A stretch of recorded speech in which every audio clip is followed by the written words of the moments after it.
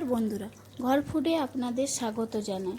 আজকে আমি আপনাদের সঙ্গে আলু, বেগুন, পেঁপে আর সজনে ডাঁটা দিয়ে মাছের ঝোলের রেসিপি শেয়ার করব।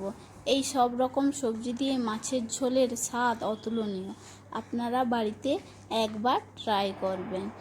তাই ভিডিওটা প্রথম থেকে শেষ অবধি দেখার অনুরোধ রইল। তো চলুন, সব রকম সবজি দিয়ে মাছের ঝোলের রেসিপি বানানোর জন্য আমি এখানে বেগুন, সজনে ডাঁটা, পেঁপে আর আলু এভাবে করে কেটে নিয়েছি। দেখুন, বড় বড় করে আমি এভাবে কেটে রেখেছি। আর এদিকে আমি মাছে নুন হলুদ মাখিয়ে নিয়েছি। আমি এখানে 5 পিস মাছ নিয়েছি, দেখো। এবার আমি এই মাছগুলো ভেজে নেব।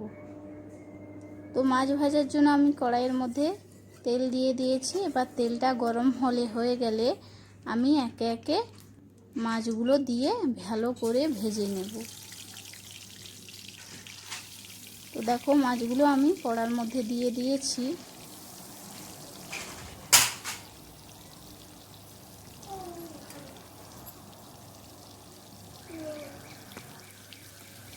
মাছগুলো আমি ভালোভাবে লাল করে ভেজে নেব।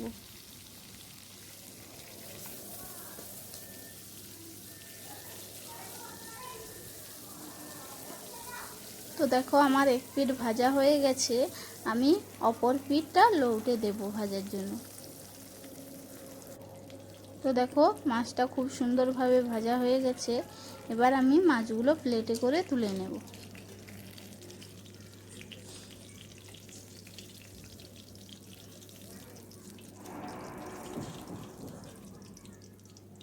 এবার আমি ওই তেলেই বেগুনগুলো ভেজে নেব। আমি বেগুনটা আলাদা করে ভেজে নিচ্ছি, কারণ বেগুনটা ভালো করে না ভাজা হলে এর স্বাদ লাগে না। এবার আমি অল্প পরিমাণ এতে লবণ আর অল্প পরিমাণ হলুদ দিয়ে এটাকে ভালো করে আমি ভেজে নেব।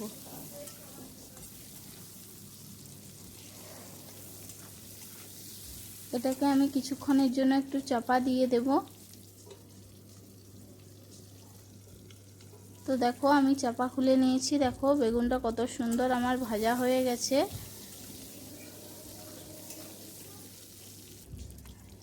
এবার আমি বেগুনগুলো তুলে নেব। এবার আমি ওই তেলেই আলু, পেঁপে আর সজনে ডাঁটাগুলো ভেজে নেব।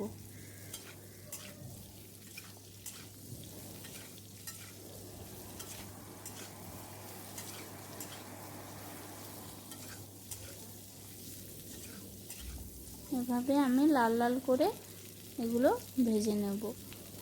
এবার আমি এতে অল্প পরিমাণ লবণ আর অল্প পরিমাণ হলুদ দিয়ে আবারও ভালো করে এগুলো ভেজে নেব।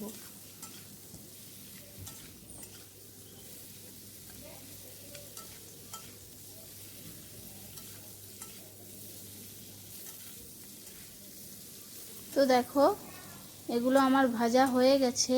এবার এগুলো আমি তুলে নেব। এবার ওই তেলেই আমি অল্প পরিমাণ একটুখানি তেল দিয়ে তাতে 1 চা চামচ গোটা জিরে আর এক চা চামচ কালো জিরে ফোড়ন দিয়ে ভালো করে একটু নেড়ে এতে আমি একটা পেঁয়াজ বাটা দিয়ে দেব। পেঁয়াজ বাটাটা দিয়ে ভালো করে আমি এটাকে কষিয়ে নিচ্ছি।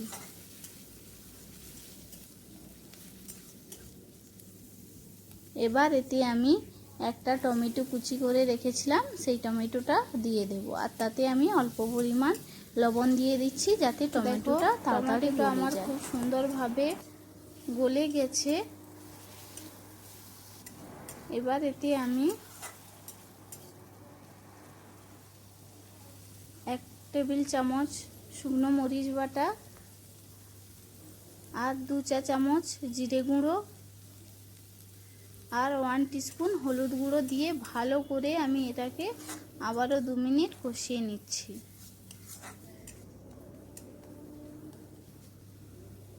এতে আমি অল্প একটু জল দিয়ে দিচ্ছি, দিয়ে ভালো করে আমি কষিয়ে নিচ্ছি।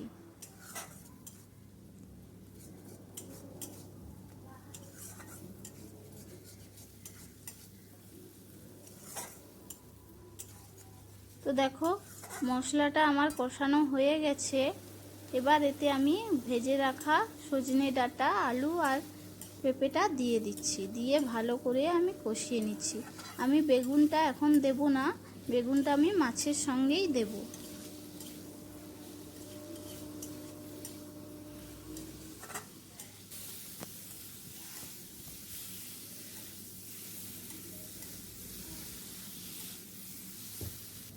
তো এগুলো আমার কষানো হয়ে গেছে। এবার এতে আমি জল দিয়ে দেব।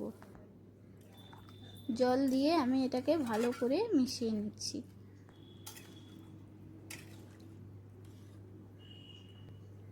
এবার এতে আমি স্বাদ মতো লবণ দিয়ে দিচ্ছি, দিয়ে ভালো করে আমি নেড়ে নিচ্ছি।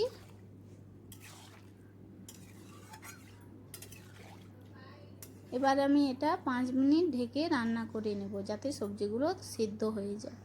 দেখো 5 মিনিট আমার হয়ে গেছে।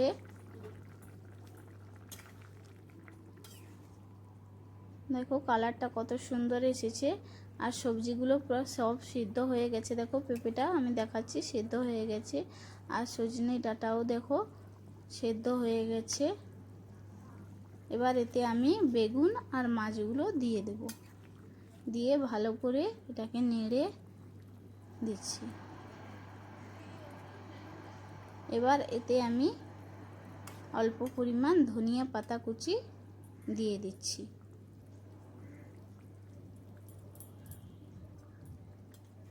দিয়ে ভালো করে নেড়ে এটা আমি 2 মিনিট রান্না করে নেব। এভাবে সব রকম সবজি দিয়ে আপনারা একবার মাছের ঝোল রান্না করবেন, দেখবেন এর স্বাদ খুব সুন্দর। দেখো মাছের ঝোলটা আমার হয়ে গেছে, এবার আমি পরিবেশন করে নেব। তো দেখো কত সুন্দর কালার এসেছে মাছের ঝোলের। এরকম সব রকম সবজি দিয়ে মাছের ঝোল একবার আপনারা ট্রাই করুন, দেখবেন এর স্বাদ অতুলনীয়। তো ভিডিওটা যদি আপনাদের ভালো লেগে থাকে তাহলে একটা লাইক করবেন, আর কমেন্ট করে অবশ্যই বলবেন আমার ভিডিওটা কেমন হয়েছে। আর আমার চ্যানেলটিকে আপনারা অবশ্যই সাবস্ক্রাইব করবেন। তো আজকের জন্য এইটুকু, ধন্যবাদ।